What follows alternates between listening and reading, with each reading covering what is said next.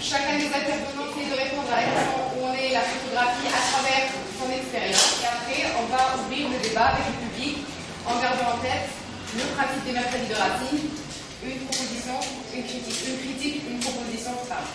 Formation en photographie, je pense que l'idée est existante, parce que je ne connais pas d'école dédiée à la photographie auparavant.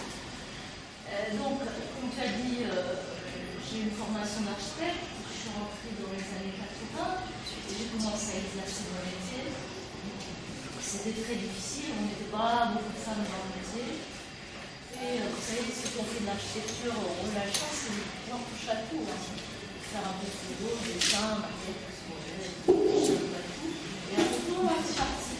Mais il n'y avait pas d'école, il n'y avait pas de centre où apprendre. Et ce qui s'est passé là, c'est qu'on a été quelques-uns à aller à la Folle et on a monté un petit groupe de photos.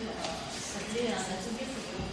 Et cet atelier photo, c'était, on partageait la photo en fait. Et celui qui savait apprenait à l'autre, et celui qui apprenait à l'autre. Et c'était un échange comme ça. Et de ce club de photos, il y avait des photographes et des féminines parce qu'ils travaillaient, c'était leur métier, mais d'autres qui faisaient ça occasionnellement parce que je vous parle de l'époque où on faisait du noir et blanc, c'est-à-dire la chambre noire, le développement, l'argentique, tous ces trucs-là, c'était pas compliqué à faire avec le numérique. Maintenant, bon, c'était tranquille, on avait le temps d'y aller, de revenir à la scène suivante. Il n'y avait pas la publicité partout, il n'y avait pas la voiture partout, on pouvait vraiment prendre des photos de bâtiments d'angle. Maintenant, c'est un concours de combattants. Si vous pouviez juste, Hassan et Fouad, nous parler un peu de vos expériences en tant que photographe marocain. Oui, je me rappelle. Photographe marocain, oui, ça existe en tant que photographe de mariage. Mais oui, il y a de la photo marocaine, mais comme on n'a pas de... Par exemple, on peut se poser la question, est-ce qu'on peut citer un photographe des années 50 ou un photographe des années 60 ou 70? Peut-être qu'on en connaît un ou deux. C'est ça, c'est-à-dire que quand on dit photo marocaine, c'est un concept nouveau. Il est venu depuis que les galeries d'art s'intéressent à la photographie marocaine parce qu'il y a un marché qui correspond à ce que les Marocains, maintenant, on les vend comme des tapis à travers la photo, à travers le design, à travers, et puis ce photographe africain, pour citer un exemple différent, il était intégré dans son quartier, dans sa ville, et puis c'était celui qui faisait les mariages, celui qui faisait les naissances, et c'était donc, mais il n'y avait pas de nom. Et je crois qu'il s'est passé la même chose chez nous, seulement il faudra faire tout un travail de mémoire, mais malheureusement sur quoi ces gens, moi ceux dont j'ai connu là, qui avaient fait ce parcours-là, ils sont morts dans la misère la plus... La chambre noire, un jour vous allez la trouver, vous l'avez déjà partie dans le relief. Les pellicules, ils ne pouvaient pas les conserver parce qu'il faut pouvoir les conserver, il faut avoir les moyens. Et voilà toute une mémoire qui est partie, et on en a n'est pas venu avec moi et avec Daoud. Daoud, lui, par exemple, moi, on n'est pas sorti d'ici. On a eu la possibilité d'avoir été en France, faire des études en Belgique, soit apprendre dans des écoles, mais il y a des gens qui ont appris ici, avec leurs propres moyens, avec rien, mais ils n'ont été reconnus par personne. Alors, il n'y a rien. Ça serait bien, le peu qu'on sache faire, qu'on puisse le transmettre quelque part. Le patrimoine reste encore totalement à faire. Le rôle de la galerie au Maroc, c'est extrêmement particulier, et le travail que l'on fait souvent est un travail qui se substitue à celui que les institutions ne font pas. J'ai fait des workshops sur la manière dont on peut mettre en forme sa photographie, c'est-à-dire vous faites de la photographie, l'envie de faire construire un livre, parce qu'on a aussi un problème d'édition dont il faut parler.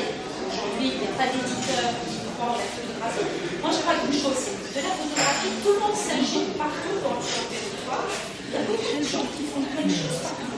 La seule chose, c'est qu'il n'y a pas de structure. D'accord ? Je veux faire un maximum pour promouvoir la photographie à l'extérieur. Je paye de ma poche, ça coûte très très cher parce que, je veux dire, personne ne m'aide pour faire ce que je fais. En En France, une galerie, elle est aidée, en fait, elle promeut la photographie française à l'extérieur. De la photographie, il y en a. Il y a beaucoup de gens qui ont du talent, c'est pas le problème. Ouais. Maintenant, il y a des structures à mettre en place. Voilà, l'ouverture du musée de Rabat, donc il y a un papier dans la presse. Eh bien, je vous le donne en mille, le seul photographe qui est cité, c'est le sultan Abdelaziz. Voilà. On vous parle de 140 ans d'art marocain, et on vous dit le premier à avoir exposé de la photo. Donc on a créé un collectif photo, enfin qui est une galerie d'art en ligne, qui s'appelle donc Sora.ma, S-O-R-A, donc qui promeut la jeune photographie au Maroc. En fait l'idée c'était de monter un projet culturel en fait à partir d'un manque, c'est souvent le cas.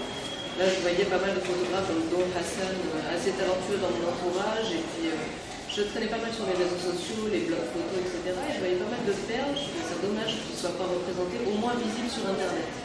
Donc après l'idée c'était d'avoir une galerie en ligne où on peut voir les photos et de pouvoir exposer aussi physiquement lors de partenariats, sur du site il a un an.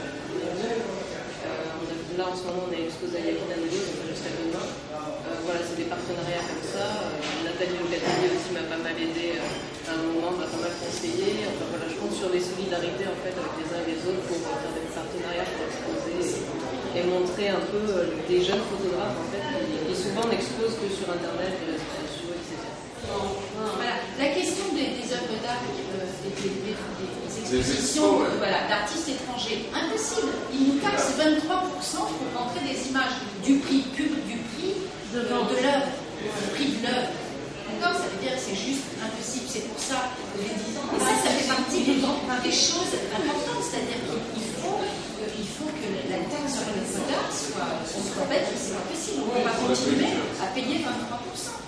Parce que ça veut dire qu'on vend au Maroc 23% plus cher qu'à Paris. Donc comment veux-tu qu'il y ait un marché qui se crée? Comment veux-tu? Bonsoir, je m'appelle Hassan, je suis l'artiste à Casablanca et parmi les artistes que je représente, il y a des photographes. Pensez que si vous aviez provoqué ce débat avec cette thématique il y a 10 ans, il n'y aurait eu personne dans la salle. D'accord? Là, ce soir, il y a à peu près 50 personnes. Donc déjà là, je pense qu'il y a déjà un pas qui a bien avancé. Le budget du ministère de la Culture au Maroc représente 0,4% du budget global de l'État. Alors, ils essayent de le doubler, mais il faut savoir que sur ce budget-là, il y a pratiquement 60% qui est littéralement absorbé par la masse salariale. De ce côté-là, à mon avis, il ne faut pas trop attendre, parce qu'il ne se passera pratiquement rien.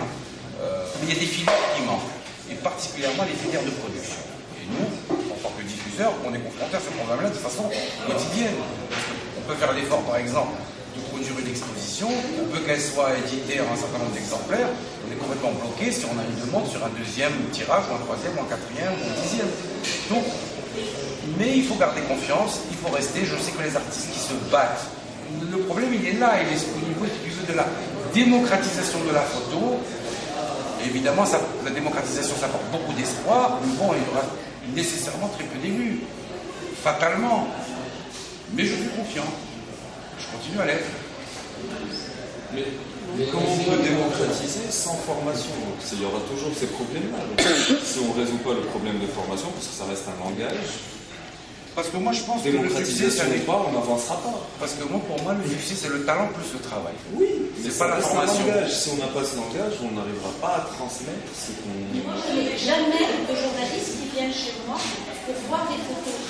Ils ne prennent que les dossiers de presse que je fais. Moi aussi. Voilà, non, tout ça pour dire qu'il y a tout un tas de métiers à développer pour l'accompagner, parce que c'est bien joli de faire de la photo, mais après, il faut en faire quelque chose. Voilà, il faut qu'il y ait toute la chaîne, experts, critiques d'art, journalistes spécialisés, philosophes, qui sont les écrivains et les... C'est pour te prouver qu'on est aussi optimiste. Si on compte que sur le budget du ministère de la Culture, on est mort. Mais tout ça, pourquoi on le fait? C'est pour montrer qu'il y a d'autres budgets qui peuvent venir se greffer sur la culture de manière transversale. On oublie les villes. Casablanca, en termes de budget, est là beaucoup plus de budget que le ministère de la Culture. Et dans la charte communale, là, si je parle juridiquement parlant, il y a une obligation. Ils appellent ça l'animation. Allons-y. Il y a des collectivités territoriales, des entités publiques qui peuvent injecter un peu de pognon dans la culture. Le ministère de la Jeunesse et Sport, il a des maisons. Maintenant, la question, c'est pas par quoi on commence, puisque rien. On commence par l'éducation, on commence par le marché de l'art, on commence par les galeries, on commence par la commande publique. Tout ça devrait, à mon avis, se faire de manière progressive. Qui s'occupe de la photographie dans notre pays? C'est le ministère de la Com. C'est pas la culture. Oui. Je veux dire, quand on a besoin d'une autorisation, on va, c'est le CCM. C'est le ministère de la Com. Pas la culture. Déjà, commencer par ça.